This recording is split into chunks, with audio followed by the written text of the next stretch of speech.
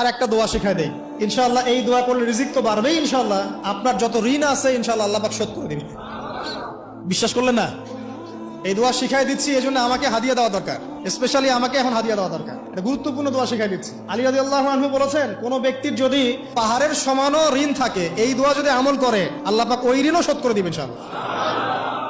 ঋণ কেমন জানেন? ওই যে এখন মানুষ ঋণ নিচ্ছে 1 কোটি টাকা ব্যাংক থেকে, 2 কোটি টাকা ব্যাংক থেকে, হ্যাঁ, কত বছর, 10 বছরের জন্য, 20 বছরের জন্য বাড়ি করছে, তাই না? তার ধারণা এমন যে সে মারা গেলে তার ঋণটা কেউ না কেউ শোধ করে দিবেই দিবে, তাই তো? আর আল্লাহ রসুল কি বলছেন দেখেন, একজন মারা গেছেন, নবী সাল্লাল্লাহু আলাইহি ওয়াসাল্লামের সময় একজন মারা গেছেন। তো নবী করিম সাল্লাল্লাহু আলাইহি ওয়াসাল্লাম বলছেন, এই ব্যক্তির কি কোনো ঋণ আছে? একজন সাহাবী বলেন, হ্যাঁ ইয়া রাসূলুল্লাহ, তো ঋণ আছে। নবীজি বললেন, তোমরা ওর জানাজা পড়ো, আমাকে ডেকো না, তোমরা ওর জানাজা পড়ে নাও, আমি জানাজা পড়তে চাচ্ছি না। আমি এখন কেমন করে আপনাকে বুঝাবো ঋণ কত ভয়ঙ্কর জিনিস? আপনি যে ব্যাংক থেকে 3-4 কোটি টাকার লোন নিয়ে রাখছেন, লাখ লাখ টাকা লোন নিয়ে বসে আছেন, দিব্যি সুখে বসে আছেন, এমন চিন্তায় যে আপনার মৌত